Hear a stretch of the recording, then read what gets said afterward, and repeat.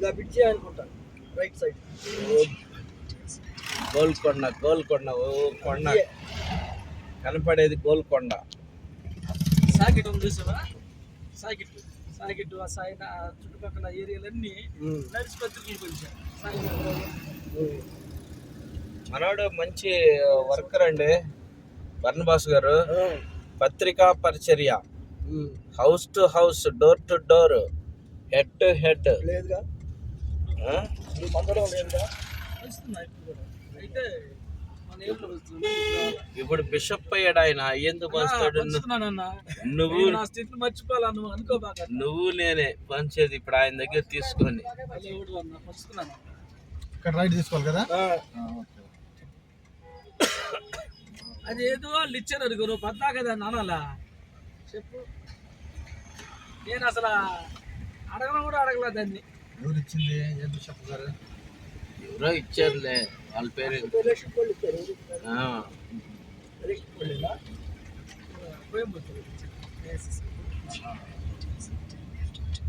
Diocese వాళ్ళ. Bridge దాటినాక మనకి left అంట. నా దగ్గర సాల్పులు ఉన్నారు కదన్నా, 25 మంది ఉంటాయి సాల్పులు. అదేలే, నేను కాదంటలేదుగా, కాదన్నాను నేను. సాల్పులతో పని లేదు. బిషప్ సర్టిఫికేట్ కావాలంటే ఇప్పుడు రెడీగా ఉన్నారు. ఏం కాదు, నాకు ఉన్నారు, విశ్వాసులు ఉన్నారు, సంఘాలు ఉన్నాయి. మీ సంగతి కాదండి. 5,000 కడితే ఇచ్చేసేటట్టున్నారు ఇప్పుడు.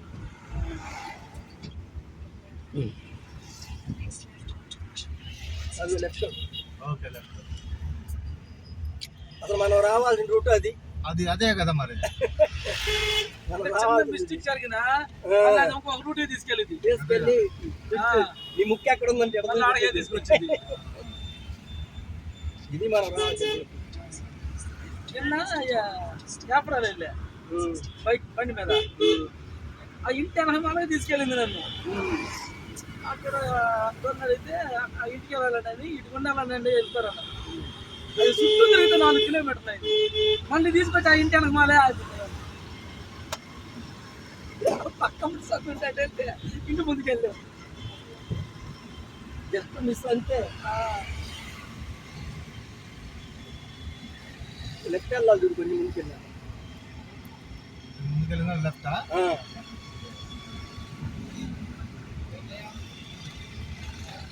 రైట్ సైడ్ అంతా గోల్కొండ, అంతా గోల్కొండ గ్రౌండ్.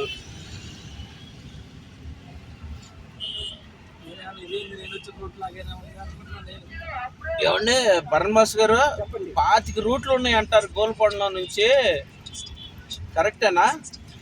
అంటారు మరి. నవాబుల కాలంలో అదే రాజులు చార్మినార్ కాడ నుంచి ఇక్కడికి సొరంగం కూడా ఉందంట. అదే రాజు డైరెక్ట్ గా వెళ్ళటానికి. రాజు ప్రాణాలు కాపాడుకోవాలంటే డైరెక్ట్ మనుషుల్లోంచి వెళ్ళలేడుగా. అవును కదా. ఆ రోజుల్లో ఉండొచ్చు.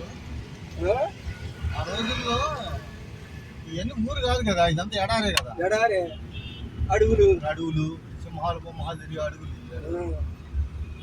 భువనగిరి కోట కూడా అది రాణి కోసం కట్టించిందంట. ఎక్కడ పైన కనపడతా ఉంటుంది ట్రైన్లో. ముందుకు వెళ్ళినాక రైట్. ముందుకెళ్ళిన తర్వాత రైటా?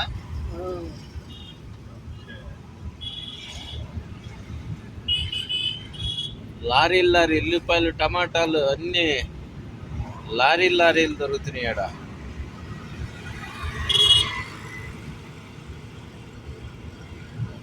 రైటే కదా.